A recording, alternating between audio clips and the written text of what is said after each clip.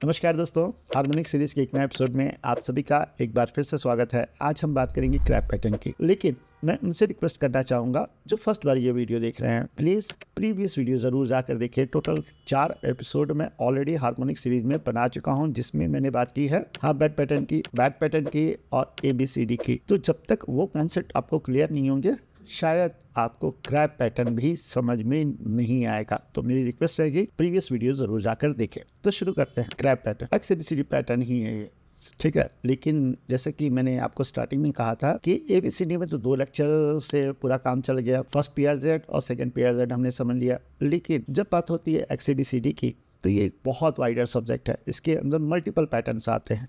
Back pattern आता है, आपका क्रैप पैटर्न आ गया, शार्प पैटर्न आ गया, डीप क्रैप आ गया, आर्ट पैटर्न आ गया। इस तरह के मल्टीपल पैटर्न्स हैं। XABCD में सिर्फ एक ही पैटर्न कवर किया है, बैक पैटर्न। प्रीवियस एपिसोड में आपको वो मिल जाएगा। तो हम यहाँ पे बात करने वाले हैं क्रैप पैटर्न की। जैसा कि आपको मालूम है कि क्रैप पैटर्न XABCD का ही पार्ट है।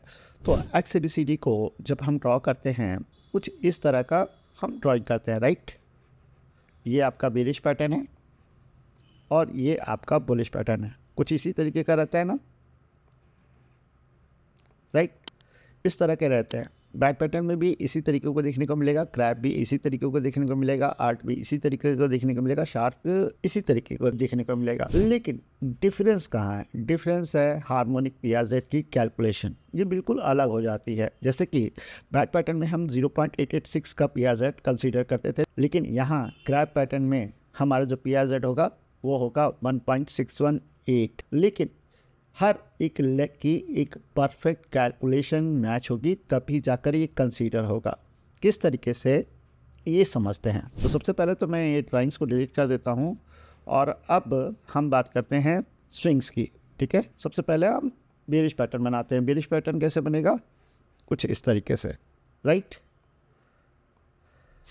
यहाँ से फिर कुछ यहाँ और फिर ये बेरिश पैटर्न। इसको इसलिए कहते हैं क्योंकि यहाँ पर जो PRZ की कैलकुलेशन होती है, उस लेवल से हम करेक्शन की उम्मीद करते हैं कि प्राइस यहाँ से करेक्ट हो जाएगा। अब इस तरह का W जब भी आपको देखने को मिले किसी भी प्राइस पैटर्न में, डोंट वरी, मैं रियल एग्जांपल्स के साथ समझाऊंगा तो आपको और क्लियर हो जाएगा। पहले आप थोड़ा सा कॉन्सेप्ट को समझ लीजिए, कैलकुलेशन को समझ लीजिए, फिर जब मैं रियल चार्ट पे जाऊँगा तो बिल्कुल आसानी से क्लियर हो जाएगा। अब यहाँ पर ये जो होता है लेवल, स्टार्टिंग पॉइंट, इसको हम हमेशा क्या कहते हैं? X कहते हैं, राइट। क्या हुआ? ये X पॉइंट, जहाँ से हमारा स्विंग स्टार्ट होता है। दूसरा पॉइंट हो गया हमारा इनके, इसको हम कहेंगे क्या? A, right. ये हो गया हमारा B, ये हमारा हो गया C और ये हमें प्रोजेक्ट करना है D पॉइंट, राइट। यहाँ तक क्लियर है? यहाँ तक कोई डाउट नहीं? ठीक है। अब इस जगह पर पहला जो लेग होता है ना, वो हमारा फ्री फॉल होता है। इसमें कोई कैलकुलेशन की ज़रूरत नहीं होती, यानी X to A कोई कैलकुलेशन नहीं करना है। अब यहाँ पर AB जो कि XA का रिट्रेसमेंट है, ध्यान दीजिएगा। X to A क्या है? इम्पल्सिव वेव है। A to B क्या है? इस इम्पल्स वेव का रिट्रेसमेंट है। इसकी एक परफेक्ट कंडीशन है। अगर वो कंडीशन मैच होगी तभी जाकर आप शार्प पैटर्न को ड्रॉ करेंगे, ठीक है। मैं एक एक करके चीज़ें समझाऊंगा, बहुत आसानी से समझिएगा, कंफ्यूज बिल्कुल मत होइएगा। जो AB रिट्रेसमेंट है, ध्यान दीजिए, X to E का पार्ट है। ये होना चाहिए आपका 0.382 से कितना? 0.618। अगर इतना होगा, इस लेवल के अंदर होगा, तब भी वो हमारे क्रैप पैटर्न के पैरामीटर्स में आता है। इस इम्पल्स का जो करेक्शन होना चाहिए A to B, वो होना चाहिए या तो 0.382 से ज़्यादा, ठीक है, और 0.618 से कम। क्लियर? यहाँ तक कोई डाउट नहीं। A to B की कैलकुलेशन हमारी क्लियर हो गई। अब हम बात करेंगे B to C की कैलकुलेशन। तो B to C की जो कैलकुलेशन है वो है अबव देन 0.382 और बिलो देन 0.886। ये तो कैलकुलेशन आप याद रख लो। A to B जो होना चाहिए वो 0.382 से ज़्यादा और 0.618 से कम। B to C जो रहेगा वो 0.382 से ज़्यादा हो सकता है और 886 से कम हो सकता है। तब जाकर हम डी को ड्रॉ करेंगे और वो भी जब हमारा बी जो है वो ब्रेकआउट होगा, तब हम जाकर परफेक्ट डी का लेवल निकाल सकते हैं। और क्रैप पैटर्न में जो डी होगा हमारा वो होगा 1.618। एक्सट्रीम कंडीशन में ये और भी ऊपर जा सकता है, लेकिन ये एक मोस्ट परफेक्ट पीआरजेड एरिया आपका निकल कर आता है। यहाँ तक आपको समझ में आ गया होगा, लेकिन मैं एक बार फिर से रिपीट करूँगा, मे बी आप कंफ्यूज हो गए होंगे। पहले आपको हमेशा समझना पड़ेगा कि रिट्रेसमेंट्स क्या है। आपने कभी भी बाजार में कोई इंपल्स देखी होगी ना, ऐसे मूव आता है फिर पुल बैक आता है, तो इस पुल बैक को ही हम रिट्रेसमेंट्स कहते हैं। इस जगह पे ध्यान दीजिएगा कि X to A ये हमको नहीं मालूम, ये बाजार में मिलेगा, इसकी कोई कैलकुलेशन नहीं है। लेकिन जब प्राइस इसका रिट्रेसमेंट देगा इस इम्पल्स वेब का और जो हाई लगाएगा वो हमारा बी पॉइंट होता है। और इसकी कंडीशन यहाँ पर है कि ए बी आपका 0.382 से ज़्यादा होना चाहिए और 0.618 से कम होना चाहिए। अब प्राइस वापस फिर से नीचे आता है और फिर से एक नया लो लगाता है जिसे हम सी पॉइंट कहते हैं। इस लेग को हम क्या कहेंगे, बी सी। ये कितना होना चाहिए, 0.382 से ज़्यादा होना चाहिए, 0.886 से कम होना चाहिए। और उसके बाद जब बी पॉइंट ब्रेक करता है तब जाकर हम डी को प्रोजेक्ट करते हैं और क्रैप पैटर्न में जो डी है वो है 1.618। सिंपल, इजी, आसानी से समझ में आ गया। इसको थोड़ा रियलिटी में भी देखेंगे, इसकी कैलकुलेशन भी बैठाने की कोशिश करेंगे, पहले ड्राइंग से और उसके बाद जाकर हम टूल्स का भी इस्तेमाल करेंगे। कितना क्लियर है? तो इन सब चीज़ों को डिलीट करने के बाद हम चले जाते हैं एक चार्ट पे। और मैंने अभी रिसेंटली एक ड्रॉ किया था, वो आपने देखा भी होगा, स्टार्ट में लगा था, वो है बायोकॉन। पहले इस बायोकॉन को, इस चीज़ को यहाँ पर रखते हैं। अब आप ज़रा ध्यान देना, ये ड्राइंग को डिलीट ही कर देता हूँ जिससे आप कंफ्यूज ना हो। अब इस जगह पर आप फोकस करिएगा। क्या आपको ये एक डब्लू नहीं दिख रहा है ना? एक डब्लू, ये एक डब्लू है। अगर प्राइस पैटर्न की बात करें तो सिर्फ डब्लू कहा जाएगा, लेकिन हार्मोनिक पैटर्न में ये एक स्पेसिफिक पैटर्न है, उसकी एक परफेक्ट कैलकुलेशन है जिससे कि हम स्विंग की कैलकुलेशन कर सकते हैं। एक हार्मोनिक ट्रेडर हर एक स्विंग की कैलकुलेशन कर सकता है। मल्टीपल टाइम आपने मुझे देखा होगा, चाहे आप टेलीग्राम की बात कर लें, चाहे आप ट्विटर की बात कर लें, हर जगह पर आपको कुछ न कुछ पैटर्न्स देखने को मिलेंगे। इस जगह पर हमें मिल गया। अब हमको अपनी कैलकुलेशन चेक करनी है क्रैप पैटर्न की। तो हम क्या करते हैं, पहले इम्पल्स को कैलकुलेट करते हैं। इम्पल्स वेव आपकी यहाँ से स्टार्ट हुई और यहाँ ख़त्म हुई। इसको हम क्या कहेंगे, इसको कहेंगे एक्स पॉइंट और ये रहा हमारा ए पॉइंट। अब यहाँ पर रिट्रेसमेंट लेवल आया, ठीक है, ध्यान दीजिएगा इस जगह से। इसके बाद प्राइस यहाँ से फिर से नीचे आया और फिर प्राइस ऊपर गया। एक्स टू ए की कोई भी कैलकुलेशन नहीं होती, लेकिन जब एक्स टू ए का रिट्रेसमेंट आता है जिसे हम बी पॉइंट कहते हैं, इसकी एक कैलकुलेशन है। सी पॉइंट, उसके बाद फिर से प्राइस नीचे आता है और फिर हमें सी मिलता है, इसकी एक कैलकुलेशन है। और उसके बाद जब ये स्विंग हाई ब्रेक होता है तब हमें डी को प्रोजेक्ट करना है। इतना आपको क्लियर है? इसकी जो कैलकुलेशन थी हमारी ए टू बी की, वो क्या थी, 0.382 से ज़्यादा और 0.618 से कम। तो इसको कैसे देखना है?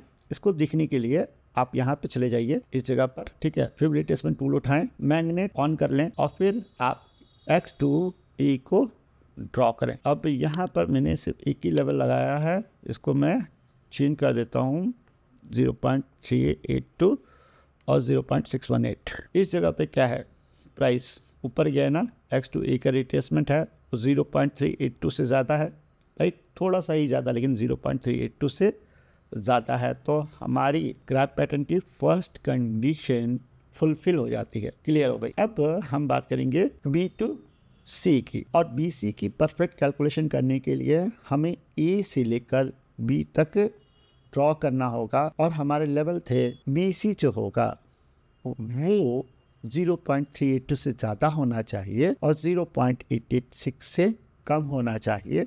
0.382 आपका ये रहा और 886 आपका ये रहा। पुल बैक इसके बीच में आया है, तो ये भी कंडीशन हमारी फुलफिल हो जाती है।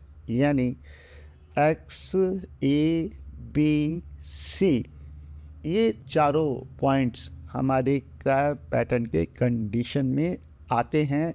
अब यहाँ पर बी पॉइंट हमारा क्या हुआ है, ब्रेक हुआ है। और अब हम बात करेंगे PRZ एरिया की, तो वापस हम X2 ए ड्रॉ करेंगे और हमें मालूम है कि 1.618 ये हमारा PRZ हो सकता है। और अब जाकर आपको आपका PRZ एरिया मिलता है जो है करीब 541 समझ आ रहा। ये आपका PRZ एरिया रहेगा। तो जो डी पॉइंट हमने यहाँ लिखा था ये इनवैलिड है और अब हमको डी मिलता है 541.15। ये हमारा डी पॉइंट हो सकता है। कंडीशन फुलफिल है। मैं एक बार फिर से रिपीट करूं, करते हैं। डब्ल्यू हमें देखना है, पहली चीज़ हमें फिर कैलकुलेशन करनी है। X2A की कोई कैलकुलेशन नहीं है। फिर प्राइस X2A यानी जो इम्पल्सिव वेव है उसका रिट्रेसमेंट आता है जिसे हम बी पॉइंट कहते हैं, वो 0.38 टू 0.618 के बीच में होना चाहिए। ये कैलकुलेट कर लिया, ठीक है। उसके बाद प्राइस वापस नीचे आता है और फिर हमें हमारा सी पॉइंट मिलता है। इसका कंडीशन है 0.382 से ज़्यादा और 0.886 से कम होना चाहिए। सारी कंडीशन फुलफिल। अब हमें डी जो कि लास्ट पॉइंट है, PRZ एरिया है, इसको प्रोजेक्ट करना है। और इसके लिए फर्स्ट कंडीशन है कि बी हमारा ब्रेक होना ही चाहिए। जब बी ब्रेक हो जाएगा तब जाकर हम 1.618 का लेवल निकालते हैं जो हमारा PRZ एरिया होता है। तो यहाँ पर बायोकॉन में बहुत ज़्यादा संभावना है कि वो 541 तक जा सकता है। ये पहला ट्रेड है। जब भी बी पॉइंट ब्रेक होता है तो हम इस लेवल तक ट्रेड कर सकते हैं। अगर आपने बैक पैटर्न देखा होगा तो आपको मालूम होगा कि 0.886 था और ये जो पुल बैक आया है ये उसी लेवल से आया है। तो वो हमारा पहला PRZ था। लेकिन मैं उसके बारे में इसलिए नहीं बात कर रहा हूँ क्योंकि आप कंफ्यूज हो जाएंगे। बैक पैटर्न के जो रूल्स होते हैं वो बहुत सिमिलर क्रैप पैटर्न की तरह होते हैं, लेकिन उसका PR 0.886 होता है, क्रैप पैटर्न का 1.618 होता है। तो अगर आप एक ट्रेडर हैं तो आप वेट करें बी पॉइंट के ब्रेक होने का। पहला टारगेट आप बैक पैटर्न से लें और एक्सट्रीम टारगेट आप क्रैप पैटर्न से लें, ठीक है। यहाँ पर ट्रेंड के अगेंस्ट ट्रेड करने से पहले आपको ये समझना चाहिए कि जब भी बी ब्रेक होगा तो इतनी तो गारंटी है कि वो 0.886 तक जाएगा, वो हमारा फर्स्ट टारगेट रहेगा। फिर अगर ब्रेक करता है हाई तो हम नेक्स्ट ट्रेड बनाएंगे और उसको 1.618 तक ले जाएंगे। अब 1.618 पर जब भी आपको कोई रिवर्सल कैंडल मिले या रिवर्सल कैंडल का सेट मिले तो वहाँ पर ध्यान देना पड़ेगा कि उसका लो ब्रेक होना चाहिए, तभी जाकर आप शॉर्ट करेंगे। मैं हार्मोनिक ट्रेडर कुछ अलग टाइप का हूँ। मैं PRZ से शॉर्ट मारने में उतना बिलीव नहीं करता जितना बी पॉइंट से जब भी ब्रेक होता है तो अपनी एक लॉन्ग पोजीशन, अगर मैं बेरिश पैटर्न बना रहा हूँ तो सबसे पहले भले ही ये बेरिश पैटर्न है, यहाँ से शॉर्ट की अपॉर्चुनिटी बनती है, लेकिन मैं वो करूँगा नहीं। मैं करूँगा हमेशा यहाँ से एक लॉन्ग फर्स्ट टारगेट रखूँगा, फर्स्ट PRZ जो बैक पैटर्न के हिसाब से है, और सेकेंड टारगेट रखूँगा क्रैप पैटर्न के हिसाब से यानी 1.618। तो इस तरीके से मैं ट्रेड प्लान कर सकता हूँ। और इसीलिए मेरा क्रिटिसिज्म भी होता है कि हार्मोनिक किस टाइप के ट्रेडर हो यार, हार्मोनिक में तो आप वेट करो, PRZ पे आए तो शॉर्ट करो। मैं कहता हूँ जब मुझे मालूम है PRZ तक जाएगा तो मैं उसको सबसे पहले लॉन्ग क्यों ना कर लूँ। आप क्या सोचते हैं कमेंट बॉक्स में ज़रूर रखिएगा। सवाल ये बनता है क्या ऐसे ही हमें हर एक की मैनुअल कैलकुलेशन करनी पड़ेगी? नहीं, ऐसा नहीं है। मैनुअल कैलकुलेशन मैंने सिर्फ इसलिए आपको एक्सप्लेन किया कि आप हर एक चीज़ को बारीकी से समझ सकें। इसको ड्रॉ करने के लिए हमारे पास एक टूल है और वो टूल मिल जाएगा आपको ट्रेडिंग व्यू में, यहाँ पर ध्यान दीजिएगा, ठीक है। XABCD pattern. अब इसको उठाएं, मैग्नेट ऑन करें और जो भी स्विंग हाई है वहाँ से पहले स्विंग लो तक ड्रॉ करें XA। फिर जो रिट्रेसमेंट लेवल आया उसको ड्रॉ करें। देखें कि आपकी कंडीशन फुलफिल होती है या नहीं। AB की क्या कंडीशन थी हमारी, अबव देन 0.382 होना चाहिए और बिलो देन 0.618 होना चाहिए। यहाँ पर लेवल है 0.412, हमारी ये कंडीशन फुलफिल होती है। उसके बाद आप फिर से आएँ, नीचे के स्विंग लो को मार्क करें। हम बात करेंगे BC की कैलकुलेशन की और BC की कैलकुलेशन है above than 0.382 and below to 0.886। यहाँ पर आया है 0.698, तो ये भी कंडीशन हमारी फुलफिल है। और अब आप ले जाकर ऊपर यहाँ पर इसको छोड़ दें। कभी भी कोशिश करेंगे ना आप ऐसे कि मैं 6117 यहाँ तक ले आऊँ, देखोगे तो परफेक्ट नहीं मिल रहा है ना। 1.617 हो रहा है और थोड़ा सा ऊपर कर रहा हूँ तो 1.622 हो जा रहा है, नीचे करने की कोशिश कर रहा हूँ तो 1.612 हो जा रहा है। 1.618 को परफेक्टली कैसे ले आए? तो इसके लिए आप फिबोनाची रिट्रेसमेंट टूल उठाएं और X2A को ड्रॉ करें।